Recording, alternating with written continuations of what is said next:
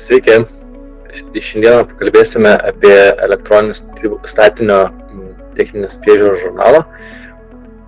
Kaip ir minėjau, kiekvienas vartotojas turi būti identifikuotas, tai kiekvienas turi savo prisijungimus. Registracija paprasta, tai nurodyti elektroninį paštą, galite jungtis ir su Google paskyra. Po to, kai atstovausite įmonę, galima bus nurodyti ir kitus kontaktinius duomenis. Čia vien tik prisijungimui naudojami duomenis ir niekur neafišuojami. Tai aš spausiu prisijungimą, kadangi paskyrą jau turiu. Ir jums reikės atlikti kelis žingsnius, tai pasitvirtinti tapatybę su mobiliu parašu arba Smart ID. Toliau identifikacijai naudojamas telefono numeris vietoje asmens kodo. Tai čia vėl galima pasitvirtinti telefono numerį ir vietoj to, kad sakytumėt kitiems asmenims, kai kvies jūs tiek prie įmonės paskyros, tiek prie žurnalo, jeigu dirbsite kaip fizinis asmuo, tai galėsite pateikti savo telefono numerį, nereikės atskleisti asmens kodo. Prisijungimas prie įmonės paskyros, tai tarkim, jeigu atstovaujate kažkokią techninę priežiūrą atliekančią įmonę, tai gaunate pakvietimą su telefono numeriu, tai prisijungėte prie įmonės.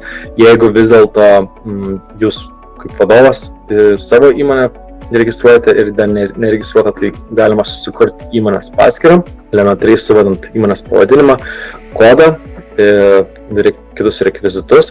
Ir čia galite kelias įmonės administruoti. Tai jeigu esate įmonės administratorius, tai galėsite pakviesti ir savo kolegas su telefonu numeriu, nurodys pareigas. Jeigu norėsite, kad kolega irgi turėtų administratoriaus teises, jam jas priskirsiu. Jeigu, tarkim, jūs priimsite pakvietimą, aš, tarkim, šito įmonėje nesu administratorius, tai galiu tik peržiūrėti informaciją, bet daugiau nieko koreguoti negalėsiu. Taip, tai toks būtų valdymas pačios įmonės paskyros.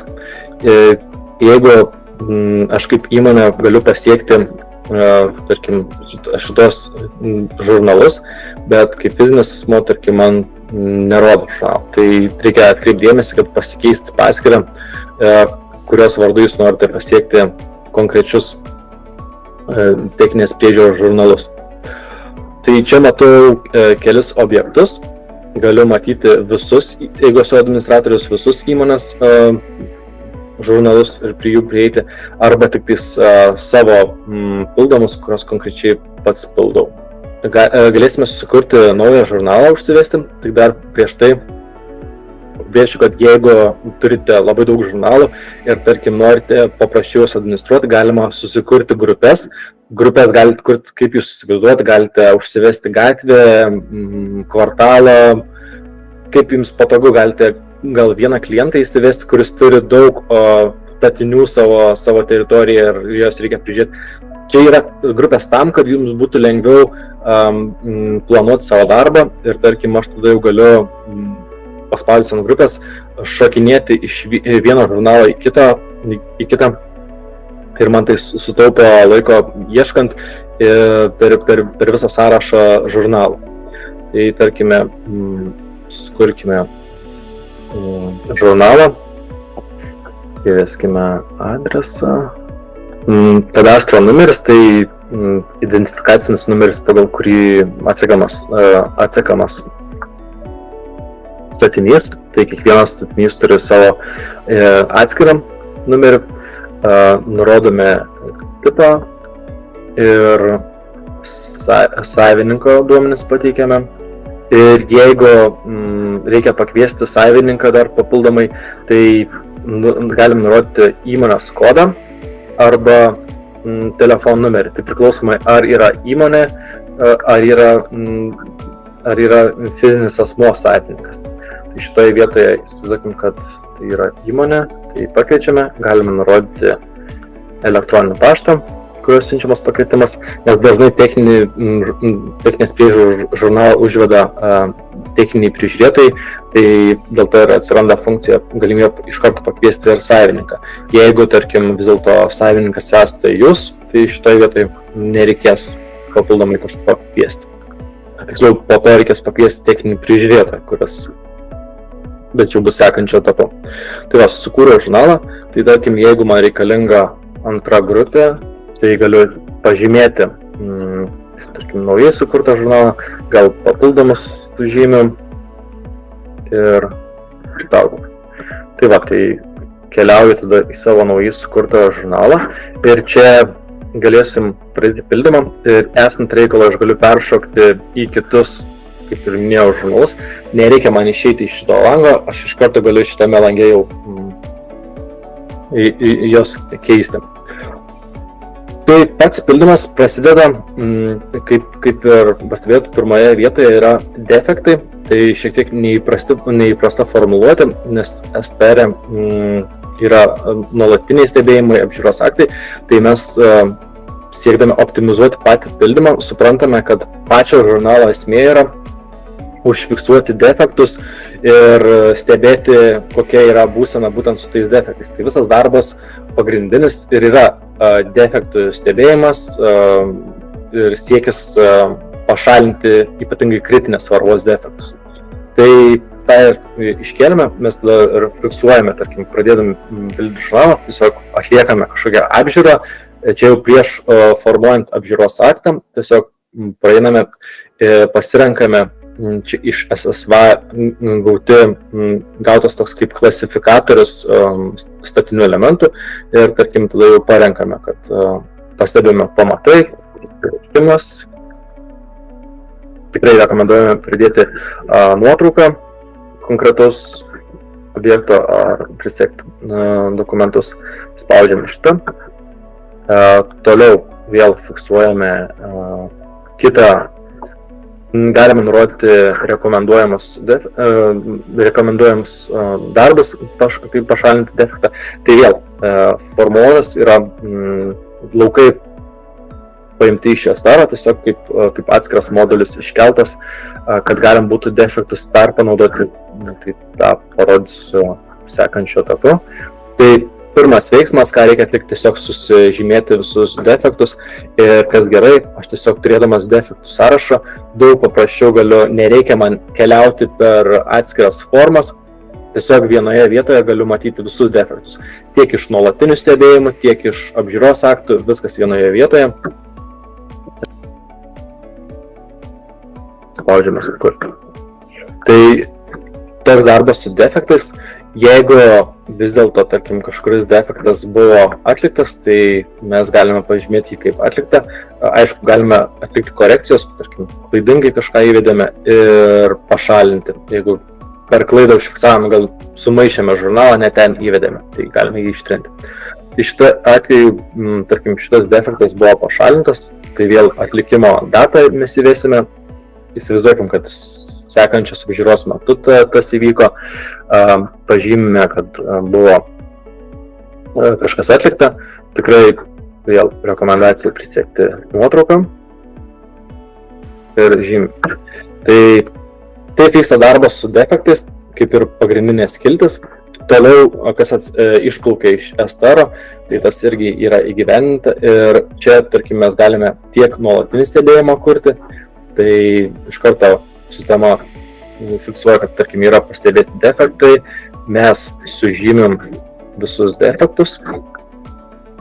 Jeigu, kaip pavyzdys, mes atlikome nuolatinį stebėjimą prieš porą mėnesių, tarkim, nebuvo pastebėta jokių defektų, tai galim pasirinkti nepastebėtą defektų ir tokiu atveju tiesiog susikurs įrašas, vėl kaip ir priklauso pagal STR, fiksuosis, kad buvo nuolatinis stebėjimas atliktas, bet tiesiog nebuvo užfiksuota jokių defektų. Tai tokį įrašą taip pat turėsime.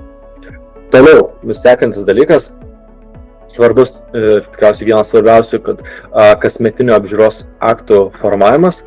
Tai jeigu tvarkingai yra pildomi defektai, žymim, fiksuojam, tai apžiūros aktų suformavimas tampa tikrai nesudėtingas, dėl to, kad mes jau galime parinkę, kad mes atlikome apžiūros aktą, tai nurodome tikslą, spaudžiame sukurti ir mums belieka tiesiog užfiksuoti lygiai taip pat, kas per metus buvo pastebėta, išspręsta, neišspręsta, tiesiog sužymėti šitos visus defektus ir techniškai apžiūros aktas kaip ir yra suformuojamas. Jeigu vis dėlto, tarkim, pažiūrėjome, kad nuolatinis stebėjimas senai buvo darytas, kad reikia dar kartą nuvykti į objektą, tai mes galime tiesiog nežymėti kaip užbaigto pildymo, tai atlikti kitą kartą, kaip pavyzdys, tarkim, matome, kad buvo neužfiksuotas kažkoks lifto kritinis gedimas. Jį užfiksuojame ir jeigu grįžtame į apžiūros aktą, tai galime pridėti papildomą gedimą atsiradusi. Jį papildome ir spaudžiame užbaigti patį pildymą. Tokiu atveju jau suformuojamas oficialus apžiūros aktas.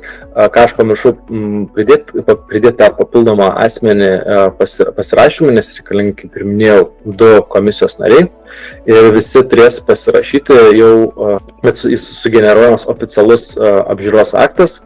Jis pasirašomas kvalifikuotų parašų. Ir prie žurnalo įrašų irgi automatiškai yra sukuriama, kad buvo atlikta kasmetinė apžiūra. Tai viską įrašų sąraše matysime. Ir taip pat galėsime į apžiūros patį aktą įeiti ir jį peržiūrėti. Tai čia būtų tikriausiai esminės vietos, kas pildoma iš įrašų. Taip pat yra ir kiti popierinėme žurnale numatyti įrašai, tai tyrinėjimai, auditai, visą tą galima pildyti, tas pilnai atitinka STR. Taip pat minėjau, kad reikia prisiekti tam tikrus dokumentus prie statinio techninės priežiūros žurnalo, tai yra energijos naudingumo sertifikatas, taip pat plano nuotraukas pridėti, tai visus šitos dokumentus galima susikelti, juos turėti vienoje vietoje ir būsim tikri, kad nepaėmėsime reikiamų duomenų.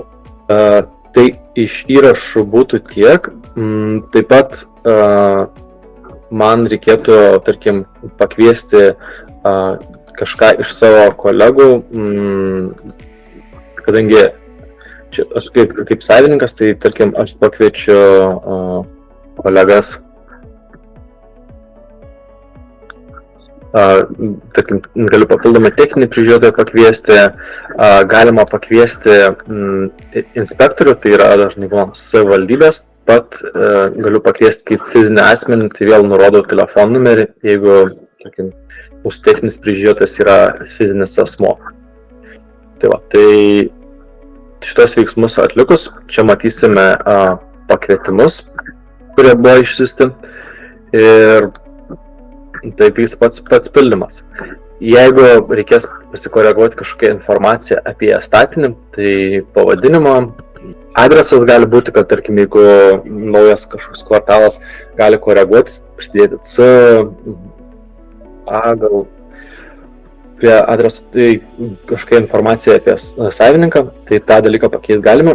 Kadastro numeris nėra keičiamas, kad išvengti nesupratimų, kai, tarkim, papildysim vieną objektą, po to pakeisime. Tai svarbus identifikacinis numeris, tai šita informacija nekeičiama ir jie gali būti koreguojama per duomenų bazę, tai jeigu vis dėlto čia įvyko klaida, tai galime susiekti ir tą informaciją pakoreguosime.